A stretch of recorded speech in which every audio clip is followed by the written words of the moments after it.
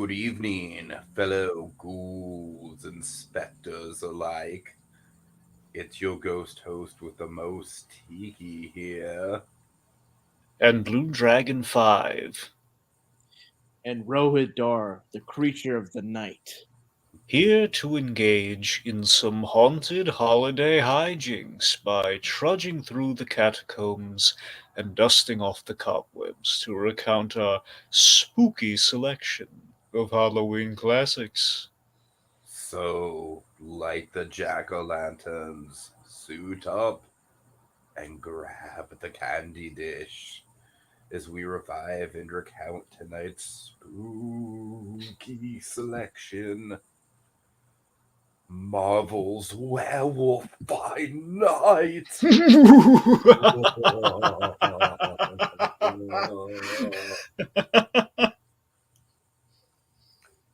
It's Man Thing, not Swamp Thing. All right. All right. How the heck you guys doing tonight? Great.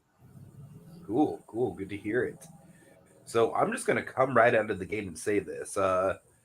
As much as I do like Spider-Man Far From Home from a fan service level, and it is very, very good fan service. Like to quote the great Kevin Smith, I was a fan, Dragon. And he was served. Exactly. But I honestly think objectively, this is the best thing in MCU Phase 4. Like, this thing kicks ass, man. And also, the one thing that was running through my mind the whole damn time, he's a first-time director, but honestly, he's one of the most exciting things about this whole project for me. I was just like, why? Michael Giacchino, come in and save Blade. Save Blade, Giacchino. It's his time. I seriously step up to the plate. Um, Honestly, Giacchino, he was giving me like early Tim Burton vibes. It was that good as far as the style goes. I was really impressed. I've looked into some interviews with him as far as like him being passionate about filmmaking from a young age, always being something he wanted to do, yada yada, fell into composing. So I'm pretty stoked about this. I do wish there was at least one more major character that we got characterization for. As far as like, I feel like the basically, if I were to nitpick this thing at all, which I really don't want to, because there's you know compared to the other stuff in the MCU this phase, for the most part, by and large, I think there's very little to actually nitpick. But I do think that we got a lack of personalization from not the main villain, the stepmother character. I thought she was good, but the supporting villains I thought were just kind of like, all right, it's like kind of like a Blade guy and like a sort of like a weird David Bowie looking woman. I didn't get much actual characterization from those two. But beyond that, I was very impressed with this whole thing stylistically. Can't wait to break it down. Rohit, I'm going to throw it to you. Sure. I watched this the first time this last Friday when it debuted, and I watched it just 2 hours ago just to sort of make myself familiar enough to be able to speak eloquently and thoroughly on this. And as such, in terms of MCU projects, this is my fourth favorite. And it's behind Spider-Man: No Way Home, Moon Knight, Loki. But this is like deep in terms of all the projects in Phase 4. It's in the top 4 or 5. And considering how many projects have come out in Phase 4, I don't know if it's contrary to the prevailing opinion, have generally liked and appreciate what Phase 4 has been doing on the whole. But Werewolf by Night is in its own breed, its own class. And Tiki, as you mentioned, Giacchino, is it Giacchino or Giacchino? I think it's Giacchino, but it depends on who you ask. Oh no, it's Giacchino. Well, I don't. That's the thing. I was so certain of it at some point, and then I always thought it was Giacchino. I didn't. I know it's. I like cappuccino. Well, I don't think it's. I don't know. The point is, I didn't do the diligence of. He should be the one to partner with Starbucks, not Al Pacino. See, here's the thing. Unfortunately, I'm sorry. I'm going off the rails. I'm sorry. I wasn't able to like see an interview where he introduces himself. So yeah. So I will go with Michael Giacchino. As a director, to my understanding, he's directed some short films in the past and maybe a few episodes of random animated shows or something, like some small material. Yeah, he's directed two things. He did the Star Trek shorts, and the thing that I have seen that he did a little short film with Patton Oswalt called was it Monster?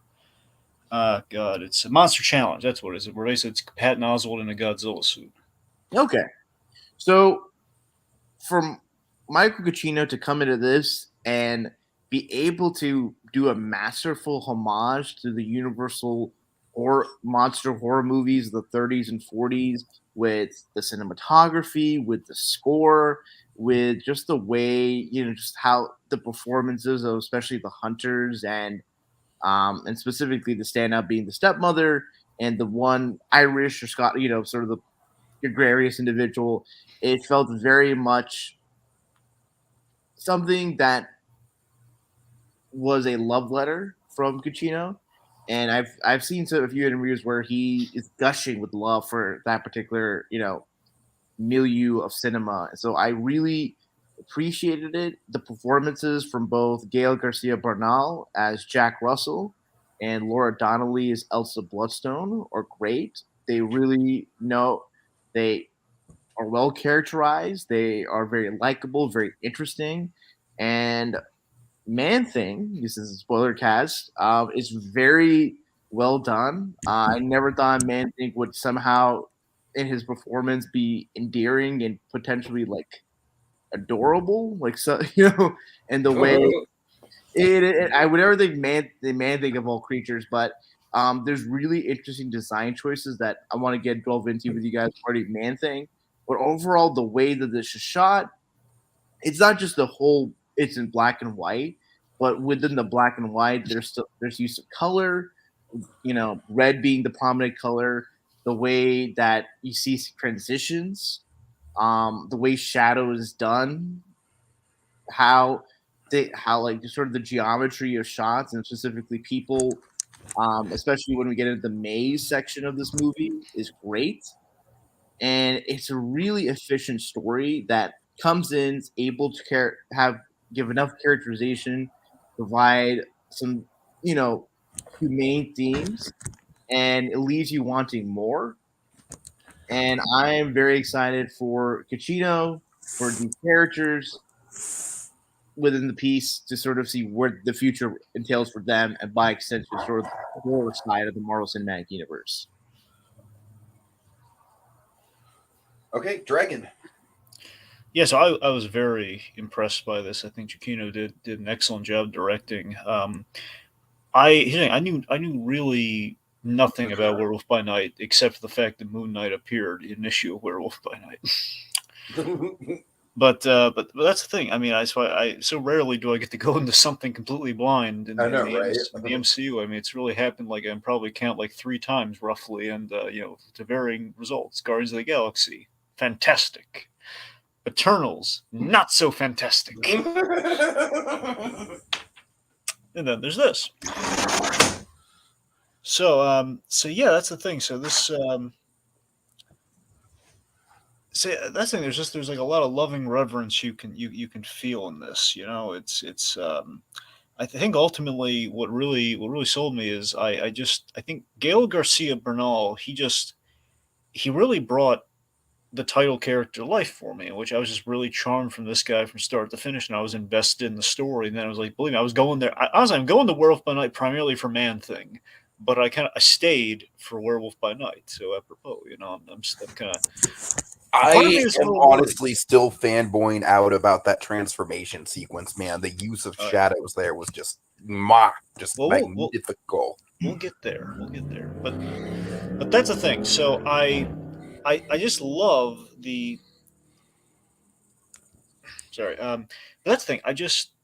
I went into this. I just had a great time with it. I was a little worried going into it, thinking, I wonder. I wonder if this is good. there's a risk of this turning people off because it's very different. It's most likely going to be very disconnected. It's going to be black and white. I mean, I don't know how the kids respond to black and white these days. I mean, clearly, in some sect of the world, people love black and white because of Better Call Saul. I have to imagine, but but yeah, it's just but yeah, it's just this thing is.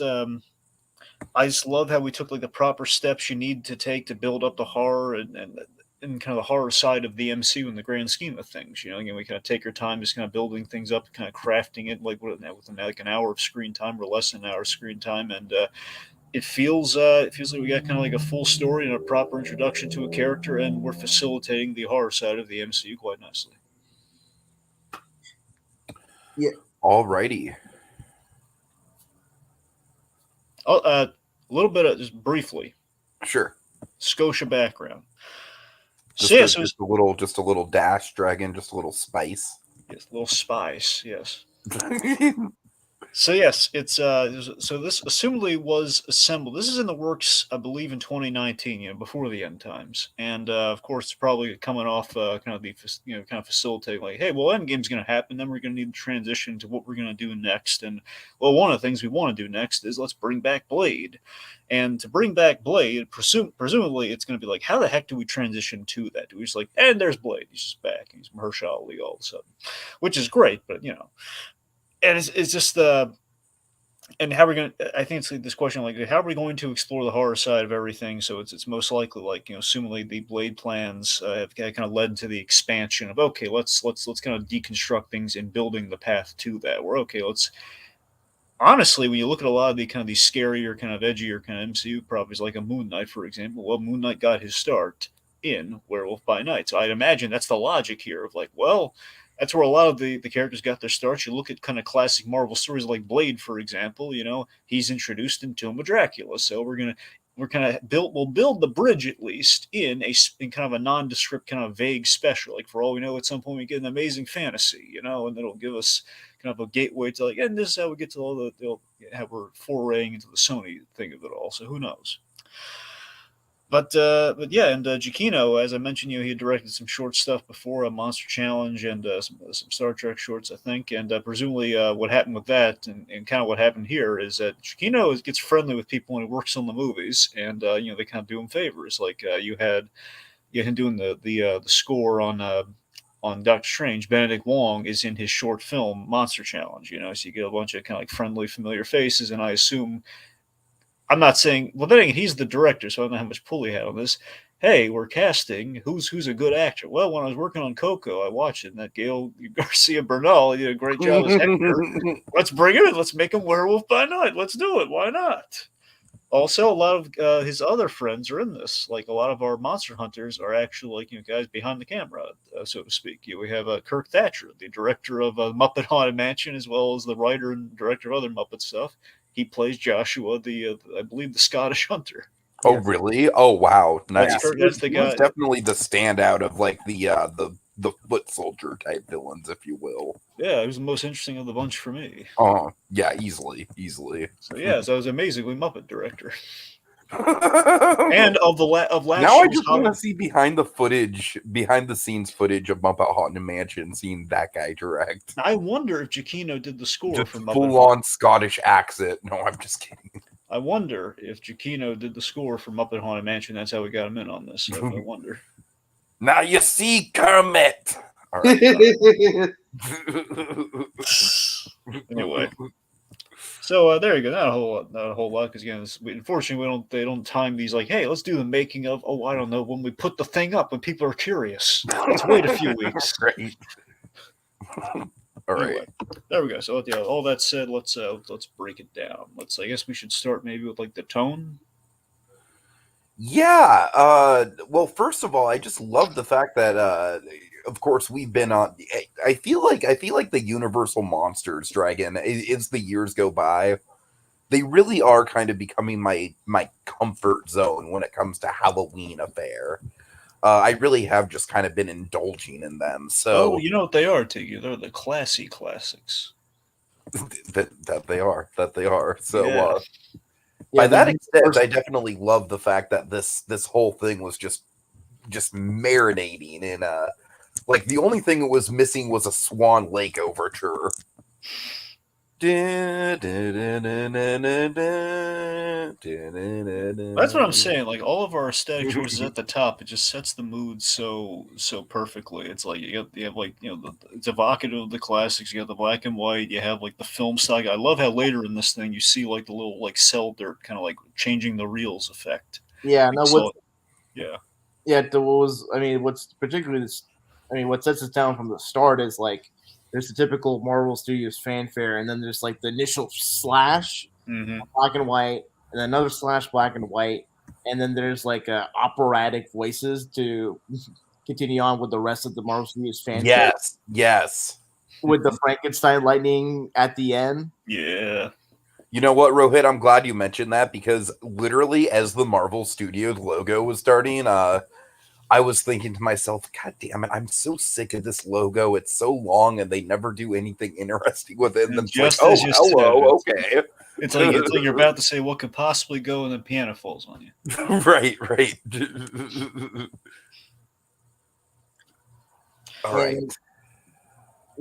The way the movies, the special starts, was just so classic Universal like horror monster. You have like a narrator who just sounds like any of the typical narrators you hear in those classic horror in those Universal monster movies.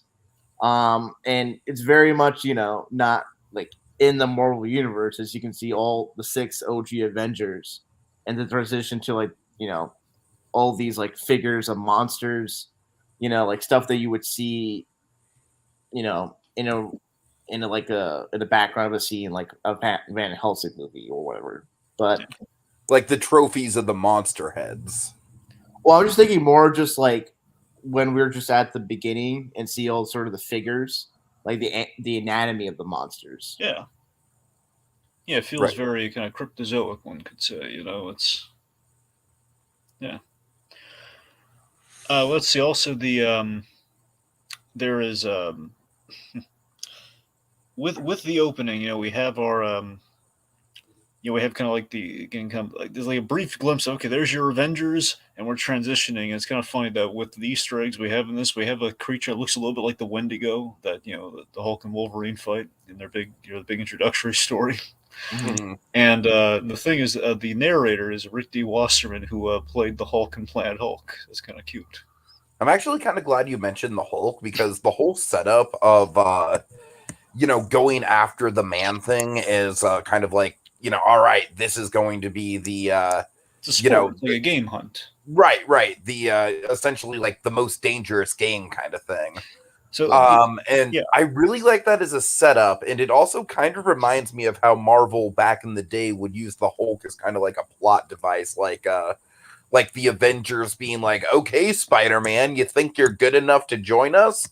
The Hulk is rampaging through the city. Go stop him. Like that kind of thing. Or just even the fact that like when the Hulk was initially debuted, when it was sort of the early, prototype era of the character, it was often the case that when Bruce Banner turned to the Hulk, it was like during the nighttime.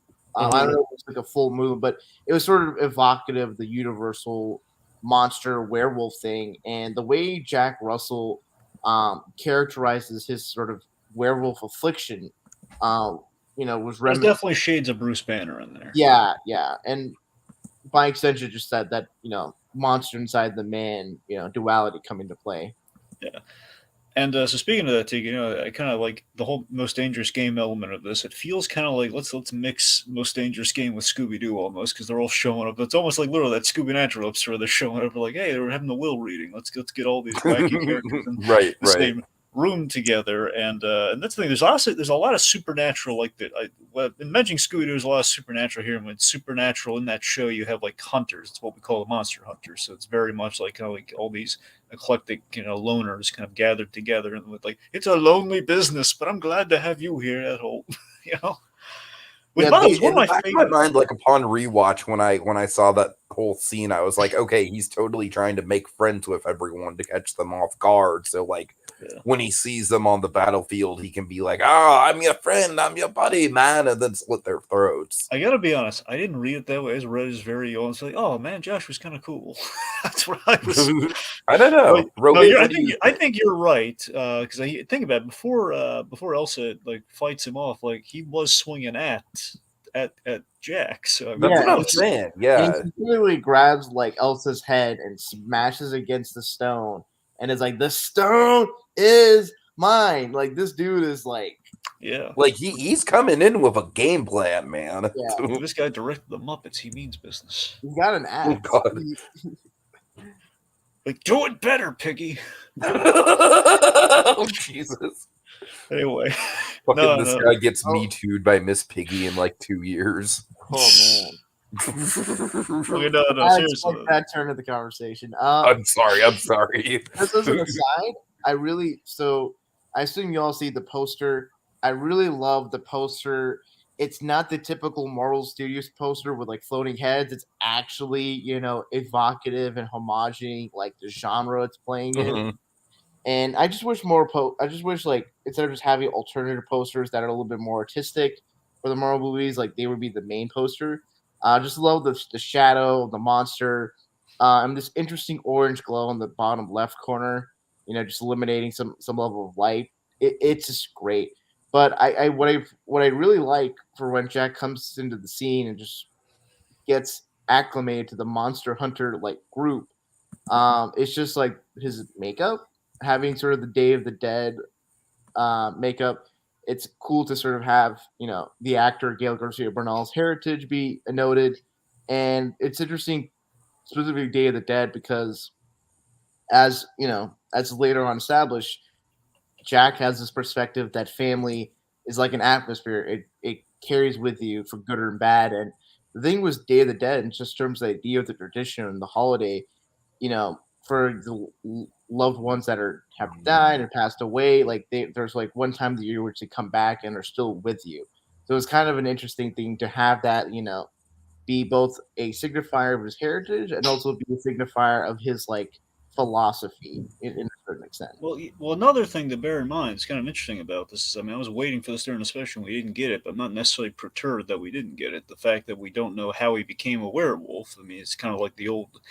I mean, if I did a cursory look, but it doesn't really give us any answers as to what the deal is here, because it's like I believe like his family was cursed by the Darkhold. I think that's what happened. And it kind of I think with this line about like the family carries with you like atmosphere, it's basically that's sort of be the hint. It's like this is a family curse. And that's what I'm saying. So it's kind of that's as much as we get of it. But I like that's kind of all we need though. It's like we don't need to know the ins and outs and everything. It's just okay. Well, it's probably a curse or something. Either a curse who's bit by a werewolf, doesn't really matter how. It's the fact is the man turns into a werewolf. That's all we need to know.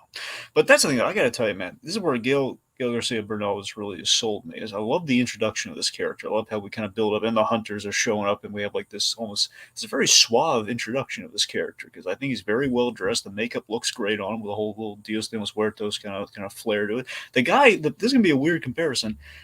The character Jack Russell, as he's presented here, has kind of like an anime vibe about him, like a Spike Spiegel kind of cowboy bebop. The guy just kind of saunters into a room. No, I could totally see that. Yeah.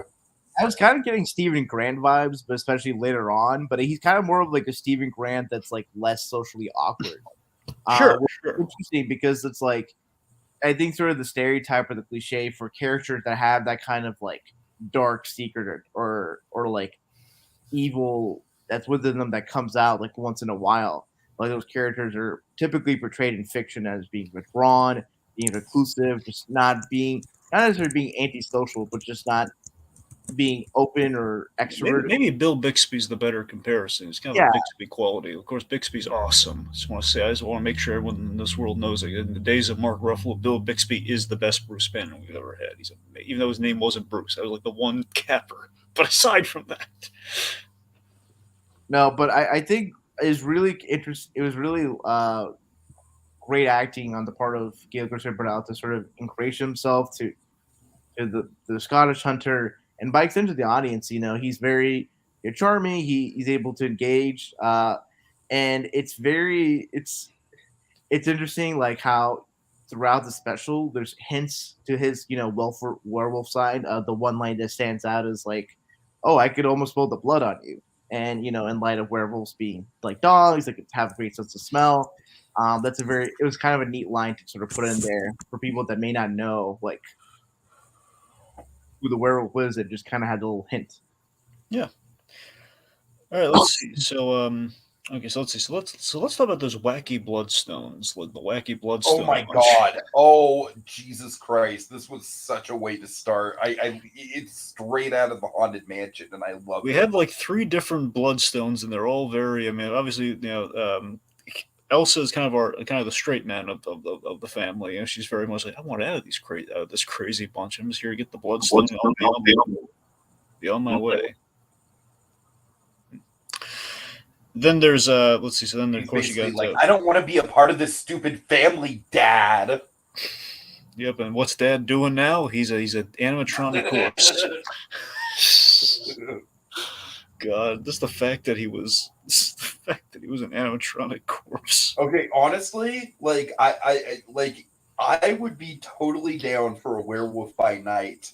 Like not a whole redo, but like an overlay of the Haunted Mansion. I'm surprised you say that, T, because given like we have a literal maze in this, don't you think it would be better for like a horror night? Yes, I do think it would be good for a maze, but Disney doesn't really do mazes, though. Well, don't you think it's about time they started? I do think it's about time they started. Yes, I do. But you know, it's funny. I don't know how real this was. I could have sworn like they do this sort of thing. This came out. There's like a Werewolf by Night, kind of like they have like a character at the Avengers campus now that is Werewolf by Night to promote the special. Oh, that's cool. I think. I don't know how real that was. Well, this is kind of off topic, but in Oogie Boogie Bash California Adventure, they have a. Well, I guess it's kind of like tangentially related because of the Gael Garcia Bernal, but Dragon, they have an Ernesto de la Cruz character, like a full face character with like the makeup and prosthetics and everything. Yeah. Who's like on stage, and it looks fucking amazing. Cool.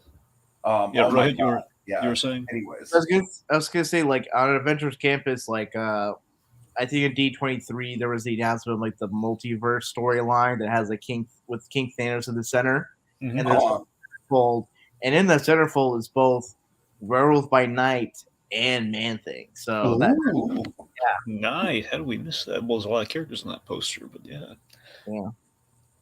I mean, what they could do, maybe, because they already do the Monsters After Dark overlay with Guardians of the Galaxy, they could do, like, maybe a, like an overlay with that as well. Because if it's my guess, it's freaking Disney, so it's probably going to be pretty screen-based. Don't you think it would be such a better idea of, like, hey, instead of a walk-around Hulk character where we can't show his face, perhaps we have a Hulk animatronic in a ride?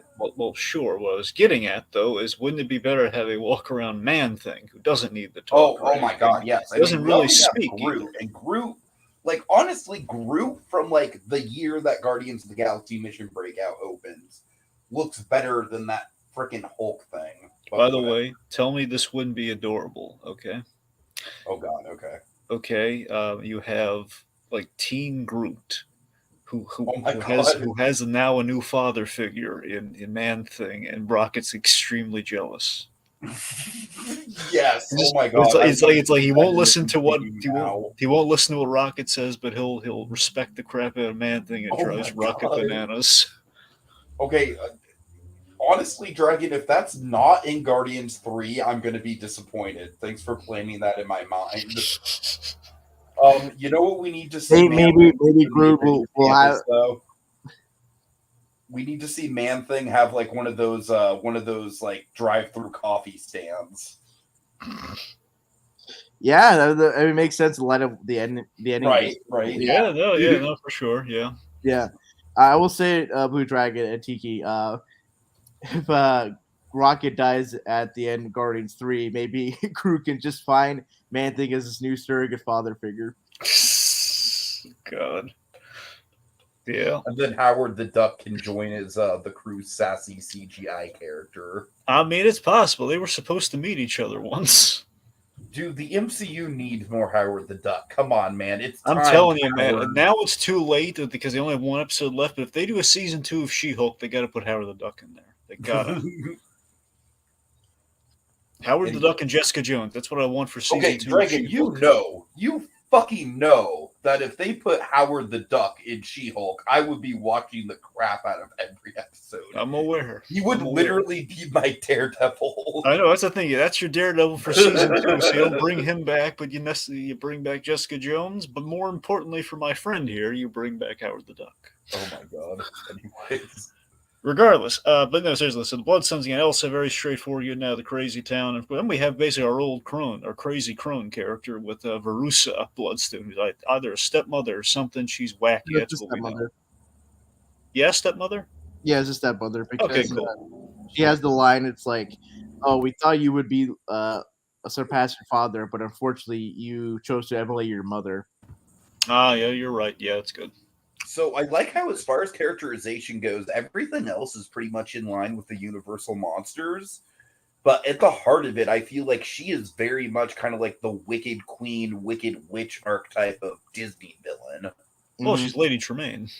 Exactly. Yeah. No, Debbie Reynolds were a bad person. I liked Elsa's characterization is interesting. It's kind of like she's like basically kind of like British Jessica Jones. To an extent, it might be a reach, but it's kind of there, yeah. I mean, it's just terms of just like being like done with everyone and over it. And yeah, there's definitely an aspect of that, sure. Yeah, no. She fights definitely like Black Widow. So that's pretty cool. I do love the bit like when Verussa starts talking or she's in the middle of talking and Elsa just breaks a chair. Yeah, she does the Men in Black thing. I loved it. Where she's dragging the chair, and this Giacchino's direction was so on point. Where you were focusing. Giacchino has two really great shots you don't see every day here. Where you have the shot where it's like dragging the chair, and you see her irritated eye like going to her, man. Like yeah. And then later on, when the werewolf attacks her, like we're focused on her face as he's pulling the arm in there. It's like guys, he's pulling me in. Yeah. Anyway, but yeah. Anyways, we have a animatronic corpse show, basically expositing like, hey, whoever wins the hunt gets the bloodstone. And it's this really sadistic, almost like Fox Hunt idea of like, hey, let's affix this thing that's going to hurt and enrage and weaken the monster, and chase him down for a sport. Yeah, that is a sadistic combination, man. Hurt the monster, but enrage it so that it hurts the other people more. And maybe I think the assumption is like, well, then after we get it back, we'll cut his head off and put it on the wall. Of course. And also probably the whole notion is that like for the best monster hunter takes on like the most angriest of monsters, the one that doesn't hold back. And so I guess that's the logic in having the bloodstone just like agitate, in this case, kind of thing. Oh yeah. I do. It was like when I saw the animatronic and just the whole like gallows humor of it all. It reminded me a lot of like the Crypt Keeper. Oh yeah. And I think there's definitely intentional, and I really appreciate it. It's like it's Universal Horror's monster with a little bit of that, I don't know, full Sam Raimi humor, but just a little tongue in cheek. And I will say, we'll get to this later on. There's a particular moment that's like, I think, indicative of this. There's humor in the special, but it's not typical, quote unquote, MCU humor. Even though I'm not, and when people think MCU humor, it's like very quip based. Whereas the humor is a lot of like, not pratfalls, but more just like situational humor. It's more what you would find in the actual comic relief of an old school Universal movie, like the Dwight Fry characters. Yeah. Oh, like the Butler, for example. Yeah, exactly, right. It's the fact that we have this very old butler is just going around, is like cranking the animatronic corpse. Oh, it's by the way, Ulysses Bloodstone, which is so funny. Like, there's two Ulysses in the MCU, and they're both dead. Yeah. All right. So we should talk about Man-Thing. Yeah, I think, I mean, obviously, he kind of steals the show. We pretty much knew from when he was announced to be in it that he was probably going to steal the show, and he did. I gotta tell you, man, I was so elated by the choice that Giacchino made here. Is the idea of like our guy, he's going in, you're expecting there's going to be a tussle with Man Thing, he's probably going to transform or something. And what happens is like, oh my god, he's trying to save Man Thing because they're buddies. Mm-hmm. How adorable. I loved it. I thought it was such a great choice you weren't expecting. It was just an excellent, like one of those reveals like, okay, this special's getting really good now. Yeah. Yeah, totally. Because up until then, it's like you were feeling the style and the tone was spot on, but that was like the story choice that kind of like hooked you in, I think. Yeah.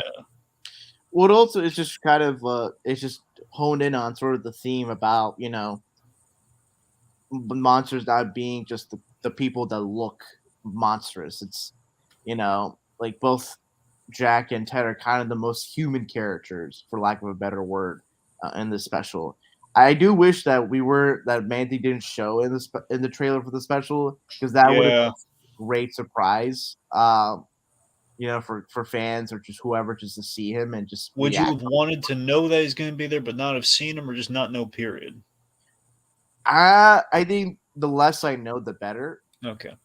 But either way, like it's what I think surprised me was just how he was designed, particularly the fact that he had black irises, and I know there's like a picture of like the actual Man Thing and practical effects, but I think with the fact that it's CGI, there's a lot of like expressiveness that I wouldn't expect to have gotten from Man Thing of all characters. Yeah, they did like a combination where I think ultimately is more CG than is practical, but there is a practical suit. There's definitely some practical shots there, though. Like when his hand grabs him, that's basically when he's in the bush, he's practical. But I know when you're looking at, there's a CG enhancement, which I think is cool, but it kind of takes away from, man, we built a practical, awesome suit like Swamp Thing, but we CG'd it up, but still it looks great. Either way, it looks great. I'm just saying, like the cool fact, but it's right there. The suit's there. Let's use it. The thing is, you look at like pictures of this practical suit, there's no black irises, it's just the red eyes. Yeah. I think the black irises are there to kind of like make him seem human or approachable, like you can feel emotion off of Man Thing. Mm-hmm. And I think with the CGI, you kind of, because I think maybe the issue is if you have someone in the practical suit or have it be animatronics, the way that they want Man Thing to move to like be expressive and be able to have that expression be like easily communicated to the audience may not be as effective as if it was just mostly CGI, if you get what I mean. Right. Of course, it's interesting. This is kind of funny. What I heard is there's this very infamous there's this infamous joke in Marvel with Man Thing. They put out a book once. Marvel's known for their giant size comics, like the giant size X-Men #1, all that sort of stuff. So there was a giant size Man Thing comic that came out, and they never caught the joke when it came out.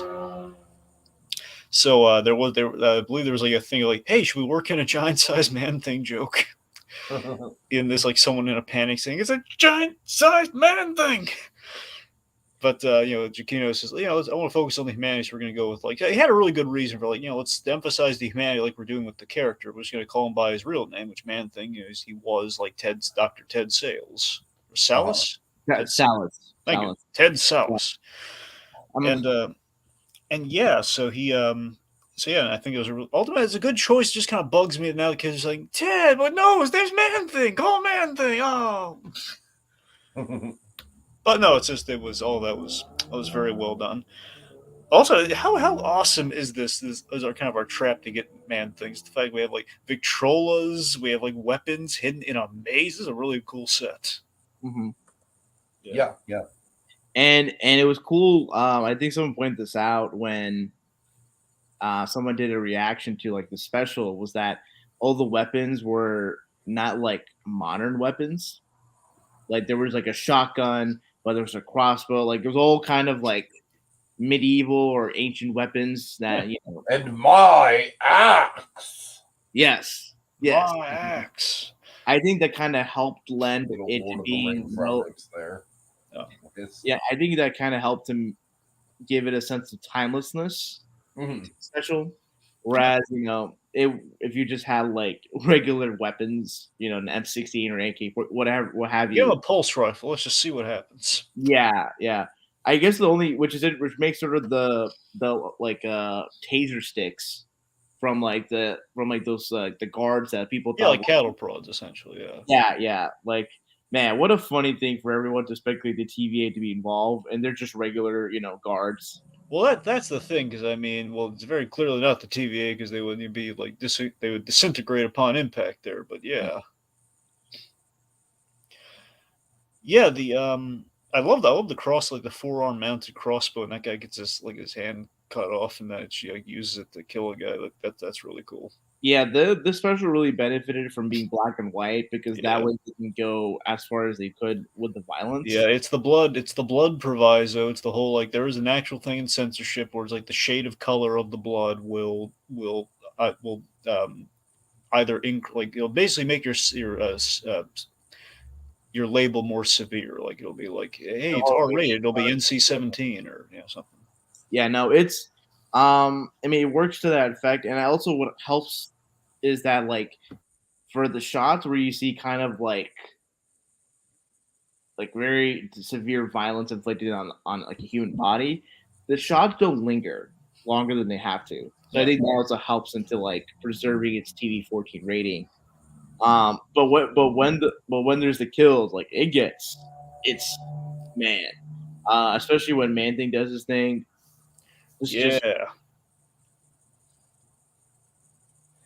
But with Man Thing, I also feel like there's a level of cheating involved because it's like the people are technically kind of being disintegrated. Yeah, that's a Man Thing. The awesome thing, they didn't really spell it out here, but the idea is anyone who has a wicked heart or fear in their heart, he grabs them and they become like eviscerated with this burning energy. Right, so it's almost kind of like the Indiana Jones kind of Raiders of the Lost Ark. It's like, well, it is horrific, but it's not necessarily there's a weird. It's not brutal in the way the other instances of violence as more real world or real life. Right. I always highlight Supernatural. And Supernatural literally had people being beheaded, but it was okay because they were vampires. But literally, they were beheaded though on a TV-14 show. I mean, it's like what's a fun workaround because vampires are basically just people. Yeah, but still, that's the thing. It's literally head decapitation. And years ago, during Jason, let me get this right. Jason can't behead 3 guys in a row with one swing. The heads fall down. Yet on network TV, just cut the head off and show it in one full frame. Then maybe a slight blood spurt, possibly, and we can get away with it because vampires. All right. So I have a question for you guys because I was kind of briefly looking into it. I couldn't find anything, but I'm sure there must be something. Do you think there's any Easter eggs hidden among the dates on the tombstones? Well, there is a QR code on one of the tombstones. Is there a freaking QR code? Apparently there's a QR. I heard there was a QR code that gives you the Moon Knight appearance. The issue the Moon Knight appeared in. Oh, okay. Oh, that's interesting. Or at least a issue that. I don't know if it was. I appreciate that. It was either the first appearance or a appearance of Moon Knight. I'm not sure. Because some of those dates, I was kind of thinking it'd be cool if it was the release dates of some of the Universal movies or something like that. I mean, knowing Giacchino, it could be too. You have to look at the dates and kind of match them. I think whenever the camera showed the dates, there wasn't any dates that ended in the 30s and 40s. It was kind of all over the place. Some people died in 1922, some people died in 1962. I mean, I don't know if there was any rhyme or reason. Yeah, no, that's true. I did notice that. It was a legacy thing, so maybe it's hundreds of years ago. It's where the ancestors would have died. So Right. Let's see. So I like that. I like the bonding that we have. I think we build in only an hour to do this, and I think Jack and Elsa, they really do have good chemistry together. And he's helping her out, and they're kind of chit chatting, and they're getting along. I buy it. And of course, that chemistry is going to have to come into play by the finale. That's the thing. So I think it's a fast bond, within a literal matter of hours. Someone returned. pointed this out in sort of the subreddit frequented when the presentation special came out, was that like when Jack is gonna sit down like next to Elsa when they're in the crypt. I think someone mentions like the way he kind of like goes in a circle and then sits down. Ah, hey. Dog like moves before they sit down. Which is like, man, it's interesting. I guess since the special takes place 5 days before a full moon, it's kind of an interesting idea that like Jack becomes sort of like a dog or has like dog character. Always itching his head later. Yeah, that too. Yeah, yeah. So that was neat. I really liked him advising Elsa on sort of the blood tourniquet thing because I think it's evident about his potential experience and being maybe injured in his werewolf form and carrying that injury with him at when he turns back to a human, or him harming someone and having to help them once he turns back to human with a tourniquet. So that was a pretty neat detail. Yeah. But yeah, it's, absolutely. It's I think it's like the little foreshadowy touches as well as just the fact that again you kind of buy these kids are gonna have a soft spot for each other when he turns into a blood kind of a monster. I was gonna say bloodthirsty, but he doesn't really drink any blood; he spills a lot of blood. I don't know if you guys noticed this or if this was pointed out to you when you ever guys to see breakdowns of it. Someone pointed out that like the Q mark, like the circle, like the white circle at the top right of a film frame, indicate like they used to change the reel. That's what I'm saying. That was what I was saying earlier. They have like a little kind of cell dirt No, sort of like but film it was but it was used to sort of indicate like end of Act 1, end of Act 2. Yeah. And I noticed that on the second rewatch. It was pointed out to me earlier after the first time I watched it, and then when I rewatched the second time, I looked for that. So that was a really neat detail on Ishino's part to do so. I really what was so and I wanted to point this out, the scene that I really appreciate in terms of its humor value, and it's not the MCU humor, is when Jack like accidentally turns on the explosive device. Yeah, the bomb gag. The wall is like that's like the only character I can see like having that issue or that kind of being in that situation. It's like Stephen Grant or like Spider-Man. Yeah, It's just flailing away, and you just feel for him. It's just like this thing cannot stick to the wall. I love that gag. So you see it so many times and it always works flawlessly. You know what's funny is that I was kind of like I saw the solution coming before it happened, and I was because you saw the crack in the wall. Yeah, I was just like, just put it on the crack. I know. Elsa says it to him before. Why so? It's really interesting to see just the two, the pairing, because it's like Jack is easily just someone that Elsa would not expect to be in this sort of situation, but the fact that he's there for his friend, and I think that's something that interesting for Elsa to connect to, because earlier in the special, like Rusa makes it out to seem like she's a little bit soft or not as like ruthless as a monster hunter should be. So it's good to see that kind of connection in terms of having some level of compassion towards the monsters of the night. Yeah, I love the idea of like when you see him, just treat him like a friend. It's just like Ted. That's a nice name. Mm-hmm. Yeah. Let's see. So of course our I suppose we should probably talk about the third act. Yeah, this is where shit goes from great to honestly like top tier MCU, I think. Yeah.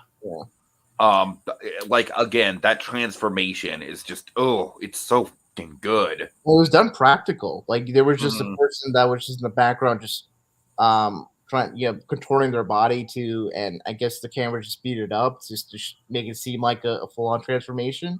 Yep. And what I love is you could just as it's going on, you can very clearly see like Elsa's face, and she's yes. I feel like there in the third act there's a scene where you can see like a tear streaming down Elsa's face, and that's really cool. Like for all her like displays of badassery, like she is genuinely like scared of being mauled by this werewolf. I love the build up to it. I love the whole, like the scent thing where he's like trying to, one could say, remember her, as he's like doing all that. He's doing the sniffing and everything. And I loved it. I love what Bernal does here when he basically says, like, with a lot of kind of sadness in his voice, or she asks, "Has this ever worked?" He says, "Once," and it sounds really like something really bad happened when during that one time. That's what that person's probably traumatized, like like she possibly is a little bit of here. Mhm. So that thing's. I love also too. You think, no, look, it's fine. I'm gonna do my Incredible Hulk thing. We have like 5 days to get out of here. We're all good. Like, no, they're gonna use the Bloodstone to turn you, man. Like right now to kill me. He's like, uh-oh. So that's just the dread and the building that, and he's like begging, and then of course, oh boy, we basically do again. You remember in the Incredible Hulk movie, they were going for like an old school monster movie when he hulked out in the first act, so they're kind of like evoking a little bit of that because we're obscuring the reveal of the monster. And when he's getting the zap the crap out of in the cage, you have like all the smoke coming from the burned fur, Yeah. from the. And as I mentioned, like we're pulling her in, like we're just almost doing a Sam Raimi zoom in on her face. Yeah. Yeah. Yeah. I love when we like see when we see Werewolf by Night in the corner, like on the gargoyle, like he's freaking Batman from the Arkham series. Like Yeah. his eyes glow, and that was such a cool, sight to see before he just leaps down. And How cool is it how he moves? Like emotions like that, but also like think about when he jumps down from there and like one fluid motion, like a guy is like trying to attack him, and he just like slides under the sweep the leg, and then like with like because he's so strong but very feral, it's like every movement is taking down a guy. yeah, it reminded me a lot of how like Nicholas Holt's Beast moved, and like Yeah, you're right. Yeah, there is yeah, but it was a little bit. I guess I don't know if fluid is the right word.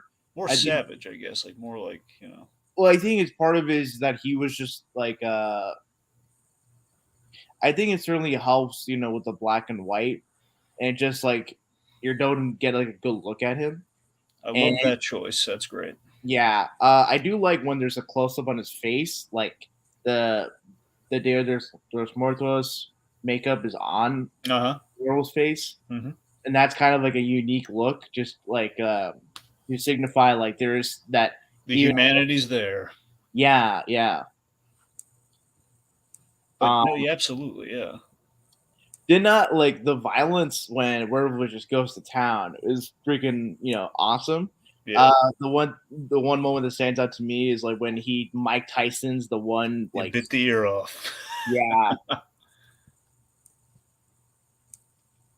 But yeah, I mean, seriously, I love how we're using like the lighting and the shadow work to just completely obscure him, and we're using like the strobe light effect because of the electric cattle prods, and like they're kind of yeah like lighting him very, very kind of like little glimpses of him. We don't get a full on good look at this guy at all during this, but we just kind of like. and then the camera gets a little bit of the blood. I know. By the way, in kind of almost the spirit of Daredevil, given this a big week for Daredevil, we had the werewolf oneer. In Yes, the absolutely. That was How amazing. great was that oneer? And then Oh, we get like the blood God. spatter on the camera. Like he's trying to get out of there, but they keep holding him back, and he's like tearing through them. And in light of Wolverine, he just does the claws slashing against the wall. Yeah, it was so cool. So then he's cornering, he's going after her, and she's like blasting with the bloodstone because it's like the kryptonite of the monsters. And yeah. And then Elsa stops her, but before she stops her, she just like murders these fools. Yeah, like cuts Like, has like an axe in the lady's head, and so I believe the name. she slits the lady's throat and then puts a sword on top of the head and then budges it to the side. It's like, man. Think about it, she took out all of these guys with the exception of I believe the Kirk Thatcher Joshua character. So you have like And her stepmom. well you're well yeah you're right, yeah, the Swamp Man thing did that too. But you have Azrael. I think they was called her Azrael. That was like the David Bowie looking one. They basically cut like almost like Jason, put like a machete in her head, practically like a giant olden time sword. We had Leorn was the Asian guy who we kind of cut the crossbow launcher off of, and then the guy who this is such a a lot of fluid. sharp things going through heads. Honestly, speaking of that, the death that kind of stuck out to me more so than like the sword going in the head was I think it's Baraz. It sounds like Brazos, but Brazos. That guy, he the sword goes down and it gets retracted. When it gets retracted, that's what kills him. It's like slits the throat. Like that's the God. Yeah. So, Also, like the Asian guys, like the Asian hunter, like having the arrow go through his chin. Ugh. Reminds me of the scene from Hot Fuzz. Hmm. You know what I'm talking about? Tiki, It's been a while. I'm sorry. I'm blanking on as well, unfortunately. When But Skinner like slips on the car and then his tongue gets impaled by like the top of the church model. Yeah, it's been a while. yeah, sounds gruesome. Sorry. All right. Anyway, so yes, of course. Anyways, a man thing. Then after we have kind of our big kind of like awesome moment where again like he remembers her and he lets her go and he's kind of does the Lon Chaney thing. He runs off. He does that werewolf run. Yeah, Cool. The beauty tamed the beast. Yeah. Then a man thing. This comes to save the day. You know, this doses of the wicked stepmother. I love how freaked out she is. Like because you wanted to see her get that come up. She was a bad lady. Yeah, and I love man thing when he talks to Elsa. Like Elsa understands. It's kind of like a Chewbacca sort of a deal. Yeah. And the way the special ends with the transition to color, specifically Technicolor, and the use That was of great. the rainbow, great. Love the fact that her jacket is all red and like her skin is like very of the skin tone that you would see in the Technicolor films of the 50s. Totally. Yeah, and then you transition to like basically somewhere in the woods and like man thing, then Jack are having coffee. I thought this ending was so effing perfect, man. Yeah. I loved it so much. I thought it was so endearing that you set up a little camp for him to help him after kind of the post kind of transformation. You really made him a little. He's playing solitaire by himself with giant. Yes, the solitaire. Yeah. And they brought him coffee and the Victrola. The idea is he stole some stuff from the house and then brought it with him. Or maybe it was stuff set up somewhere in the forest. Yeah, he made like a little tent for him, a little kind of camp thing for him. Yeah, I love how the monk has a sunflower, and I think he has a sunflower on like his right shoulder or whatever. Yeah. The sunflower is probably a Frankenstein reference as well. Yeah, possibly. I mean, why not? And that's the thing. I just love it's such a nice civil moment, set the beautiful music, and just the fact they're just kind of coffee. Hands them the coffee, and there's their thing. Oh, thanks for that. And they're sharing a laugh, and it's just like, oh, food. I can't think of it. Reminds me of the ending to the Jungle Book. Little bit. I mean, just a little like bit. the two pals just going off together. Mm-hmm. I don't know. Just like the whole. Yeah. I just love the mundanity of it all. Just the fact of like, food. Who can talk about food right now? Okay, sushi. Let's get fine. I owe you sushi. Let's do that. You can pick whatever. I'm just trying to imagine like how man thing eats. I don't see like a mouth or whatever. Maybe like there's some orifice that is underneath those tentacles. But love the end. The classic movie style and like the ending credits. But I don't know if you guys stay to like the actual credits that roll. In the actual credits, when you have the cast members, the crew, all that stuff, there is someone playing like with the Spanish guitar. There's the Marvel Studios fanfare, but played through a Spanish guitar. So that was like a neat thing I to listen to like in the actual end credits. Cool. All right. Well, so yeah, all in all, I think this was a pretty much slam dunk. I think we can agree that with Blade kind of going the way it's going, like I think Giacchino is probably the man for the job. I mean, it's probably unlikely because he has such a busy scoring career, and I think him doing Werewolf by Night was just something that could fit in his schedule. It's an hour-long special, and to my understanding, the filming only took just a month. So I don't know if he's willing, he has the availability of time to do such a. Well, if he came in for Blade, wouldn't he pretty much just be coming in for reshoots? Well, no. Well, go on, tell him. No, because the thing is, the movie was supposed to start production in November this year. Oh, okay. I didn't know it started. There was another. I don't know if you heard about it, Tika. There was another delay announced today with Blade. No, I heard about the other delay. Yeah, I just didn't know they hadn't filmed anything yet. Yeah. Gotcha. Yeah, so that's like basically that's why Mahershala is so frustrated because things aren't really. I would be super frustrated. Yeah. Hopefully, with the delay, there's time to sort of rejig things and by the time the movie get comes out, Giacchino on board and get his schedule. I hey, mean, Michael, here's a dump truck full of money. Michael J. Fox did Family Ties and Back to the Future at the same time, and he was dead tired, but he did it. What's one Michael to another? I mean, I love Giacchino and what he did there, but like Blade, like it's gonna probably be a project, especially with Mahershala Ali like playing a significant role as say same degree say Ryan Reynolds with Deadpool. Mm-hmm. Like Michael Giacchino is like an in-demand in-demand composer, and I don't know. Yeah, so like I think it'd be cool for him to be brought in to do like other like horror-based specials, like maybe like a Tomb of Dracula. Oh God! Oh, I would love that. Totally. Well, at this rate, the way Blade's going, we could actually introduce Blade through Tomb of Dracula and give him the Blade movie. Give him the Javier Bardem as Dracula. Yeah. Or even well, I was thinking like yeah, there's a lot of actors, but like I'm honestly kind of surprised Javier Bardem has not played Dracula. Honestly, you know what we could do? We could just do Mephisto specials to get it all over with. Oh, just, like, yeah, we do it. Yeah, like you could have it be a sort of, like have Mephisto be sort of not like the main character, but have it be like this like random bunch of teens or a cult that like tries to bring out the devil or something like that. And better. What if she had Ghost Rider? What if you did a Ghost Rider special?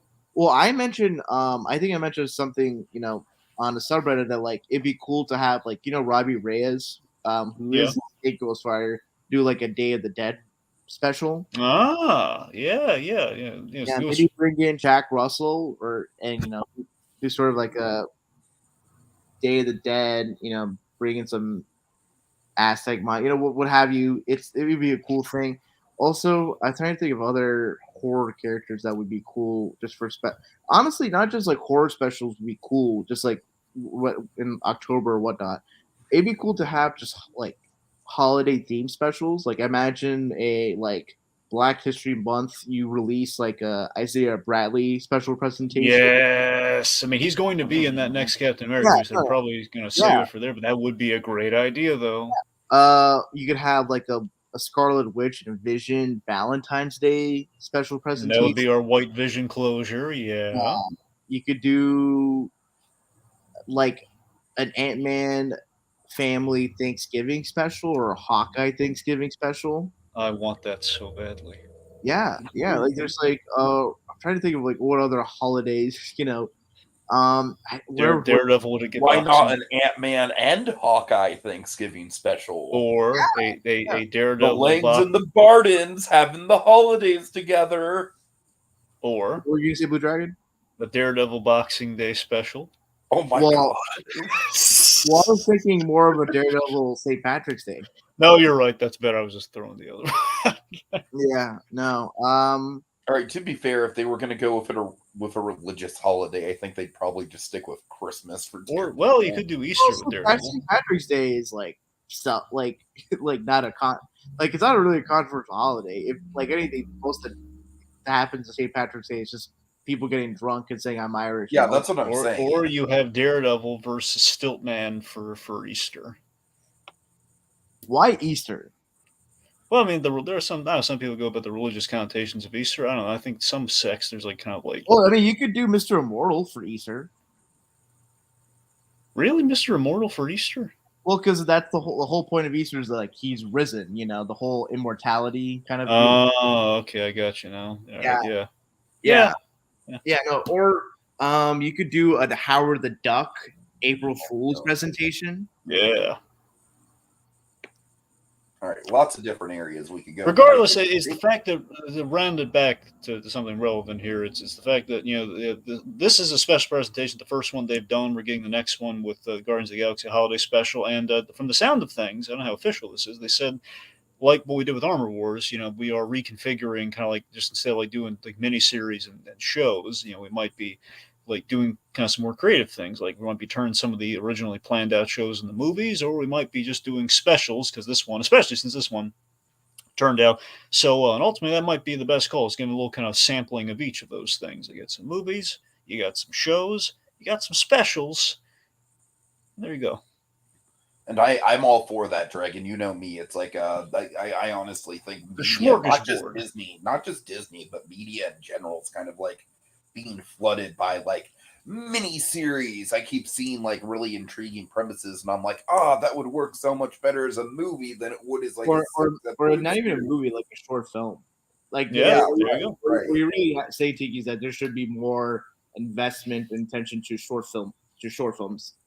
Yes, just short form entertainment in general. Yeah. I mean, you know what this felt like? It felt like kind of a combination. On the whole, this thing felt like kind of a combination of like the Universal horror meets a Marvel one shot. The Marvel one shots. Totally, which is exactly what it should feel like. Or really, with the whole black and white and just like the overall like short form of it, I could see Werewolf by Night be just like a random like hour-long episode of like a Marvel horror anthology show. Yeah, like, regular like anthology show that's not superhero based. So, did Marvel ever have an anthology comic series that was horror? I feel like there's like too much. I mean, like, there's too much Dracula. I think there was like Werewolf by Night didn't debut in like Werewolf by Night, but like some random horror. If you look, I feel like you do some googling. There's plenty of like horror anthology. Yeah, so I mean, didn't Werewolf by Night kind of become a horror anthology practically? Yes, I don't know for certain. I'm just saying. Well, when you look at comics, a lot of times some of the classics, the reason we get our characters spinning off in their own books is that they are kind of like amazing fantasy, an anthology sort of. Or Tales to Astonish. Exactly, Tales to Astonish, which brings us Thor, and I think Ant-Man. Yeah, I can see Tales to Astonish being like the title, but anyway, that would be good. Honestly, yes. So, Terrify would be a cool title for a horror anthology thing. But yeah.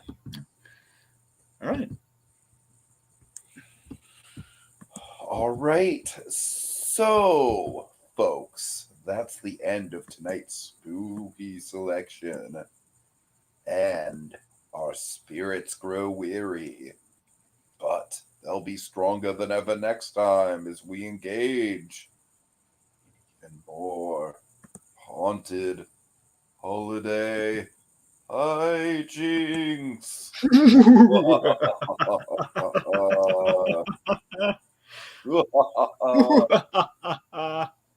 Children of the night.